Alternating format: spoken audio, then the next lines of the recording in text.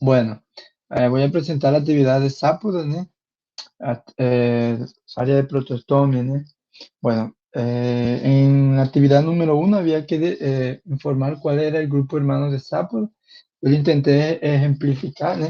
A partir de ese árbol de filogenética de Misov 2014, que está representado en Bruca 2018, ¿no? Entonces el grupo hermano es crustáceo y el ancestral común entre ambos es Miriápoda, ¿no?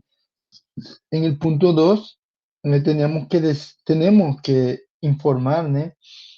Hacer ese diseño, ¿no? Generalizado, indicar la posición de los escléritos, del cordón nervioso y del corazón. En el trabajo anterior decía que el hemocele, pero en fin.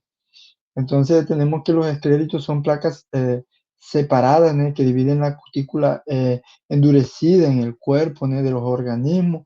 Son formadas esa cutícula por eh, alfa-quitina, una serie de polímeros y proteínas unidos covalentemente, ¿no?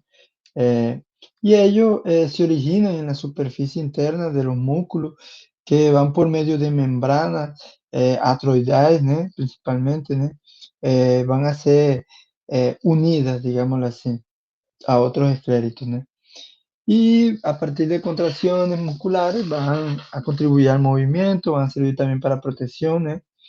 Y los escléritos promueven la formación de un anel en vueltas del segmento, ¿no?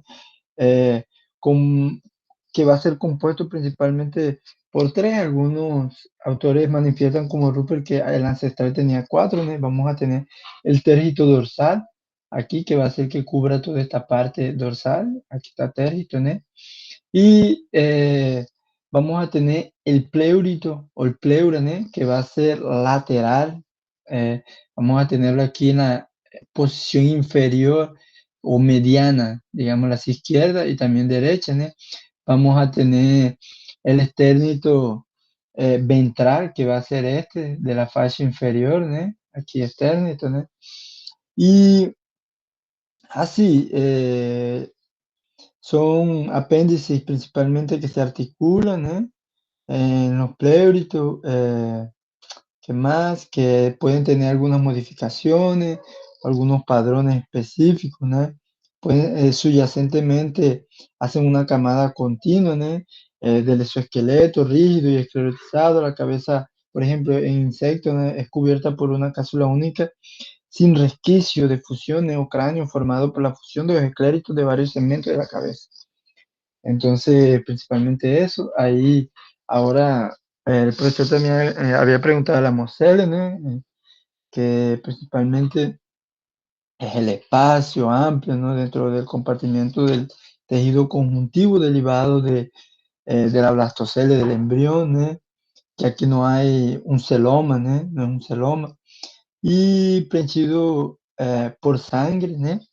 Un hemolinfa, ¿no? No es revestido por mesotelio, más por láminas basales del intestino y de la epidermis. Vamos a tener el corazón aquí en la parte superior, ¿no? La hemocele va a cubrir toda esta parte, ¿no?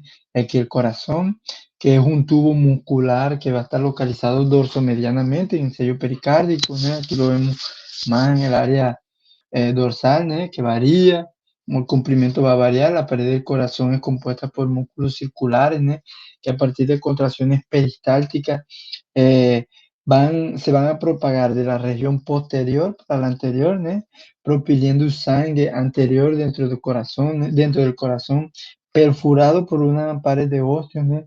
Equipados con válvulas que van a permitir que la sangre entre en el corazón desde el sello pericárdico, ¿no? Más impidiendo que el flujo pueda ser en sentido contrario, ¿no?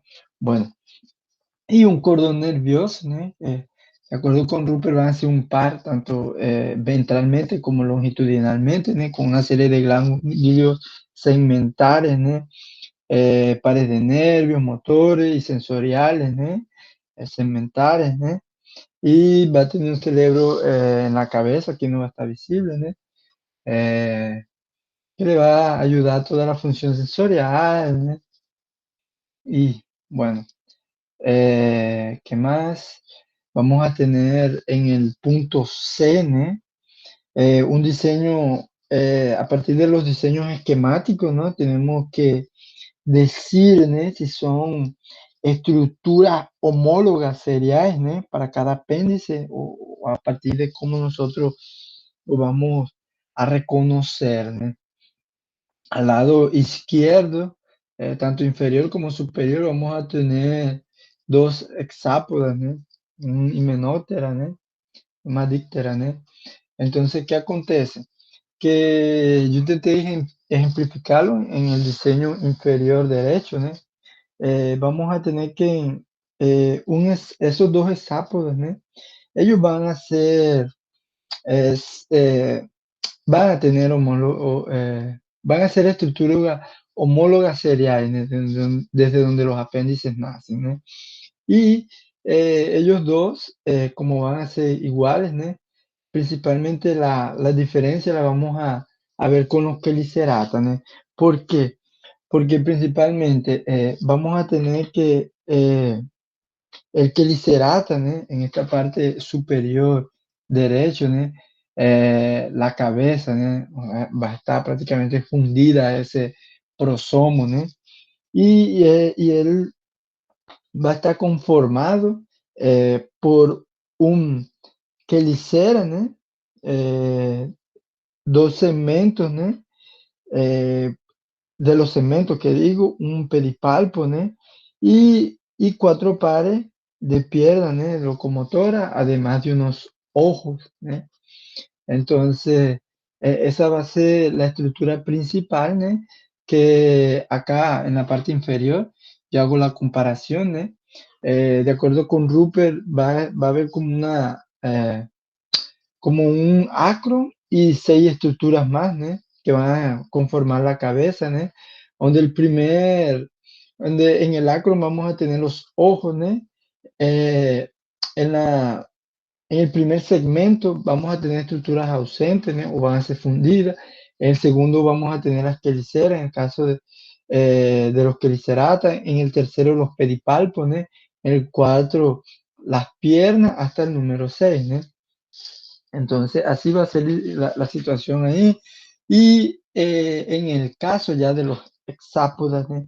Vamos a tener que ellos van a tener una división en el cuerpo, ¿no? Con tres estigmas, ¿no? Cabeza, tórax, tres segmentos, ¿no? Y, y, y una serie de par de piernas unirremes, ¿no?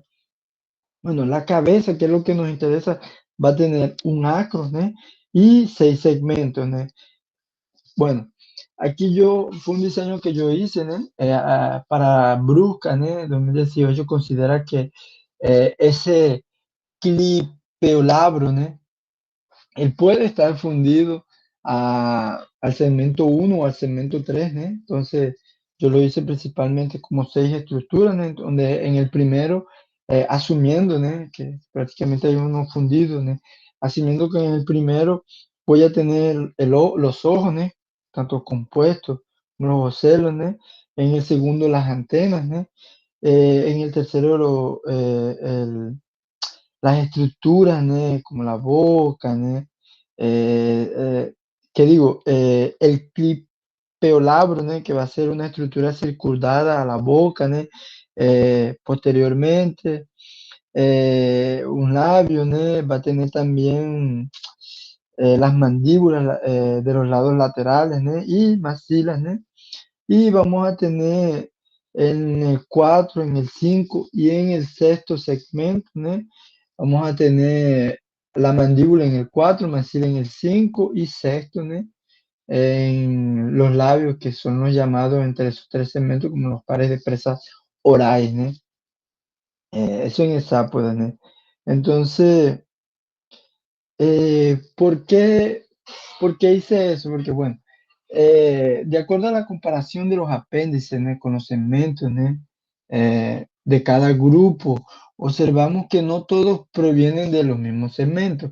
Por ejemplo, Hexápoda y Quelícera, ¿no? Por ende, no presentan una homología seriada, ¿no? Y lo que constataría que un posible ancestral entre ambos, ¿no? Presentaría alguna de estas dos morfologías o alguna probable entre ambos, ¿no? Que puede ter sido modificada o refletida en los apéndices actuales, más en este caso no, ¿no? Porque no presentan homología serial, ¿no? Mientras que en el caso de díptera, ¿no? Y Hymenoptera, ¿no?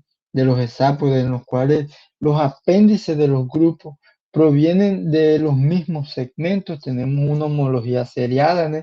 Que constata que el ancestral en común entre ellos era así o presentaba pocas variaciones, ¿no?